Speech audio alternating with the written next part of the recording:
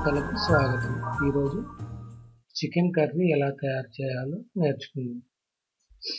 Chicken కర్రీకి కావలసిన పదార్థాలు: చికెన్ 1 కిలో, ఉల్లిపాయలు 2, పచ్చిమిర్చి 3, అల్లం వెల్లుల్లి ముద్ద 1 టేబుల్ స్పూన్, పసుపు 1 టీ స్పూన్, కారం 2 టేబుల్ స్పూన్, టమాటా 2, కొత్తిమీర కొంచెం, నూనె 2 table spoon, masala powder 1 table spoon, ఉప్పు తగినంత. ముందుగా చికెన్ తీసుకొని మ్యారినేషన్ చేసుకోండి. పసుపు, కారం, అల్లం వెల్లుల్లి ముద్ద వేసి బాగా కలుపుకొని ఒక అరగంట పాటు పక్కన పెట్టుకోండి. ఇప్పుడు ఎలా తయారు చేయాలో చూద్దాం. ముందుగా బాండీ పెట్టుకొని బాండీలో ఆయిల్ వేసుకొని ఆయిల్ హీట్ అయిన తరువాత తరిగి ఉంచుకున్న ఉల్లిపాయ ముక్కలను, పచ్చిమిర్చిని వేసి ఒకసారి బాగా వేగనీయండి. ఉల్లిపాయలు లైట్ బ్రౌన్ కలర్ వచ్చేంత వరకు వేగనీయండి. ఉల్లిపాయలు వేగిన తరువాత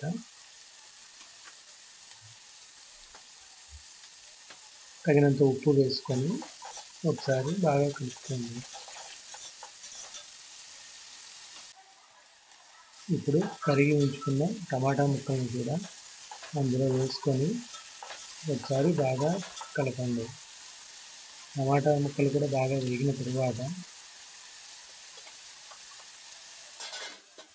ఒకసారి మూత పెట్టి 2 నిమిషాల పాటు మగ్గనివ్వండి.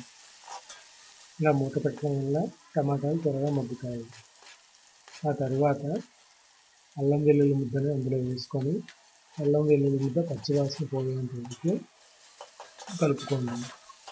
పచ్చివాసన పోయిన తరువాత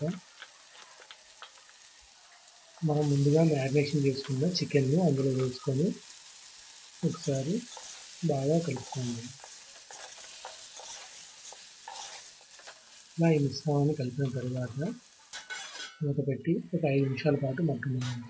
ఒక 5 నిమిషాల తర్వాత మూత తీసి ఒకసారి మొత్తాన్ని ఇక్కడ చూపిస్తున్న విధంగా కలుపుకొని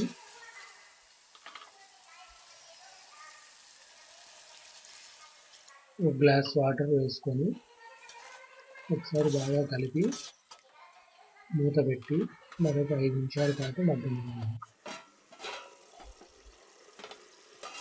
5 నిమిషాల తర్వాత మూత తీసి మసాలా పౌడర్ని వేసుకొని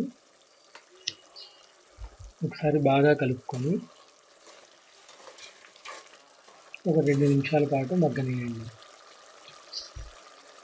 2 నిమిషాలు అయిన తర్వాత మనం సిద్ధం చేసుకున్న కొత్తిమీరని వేసుకొని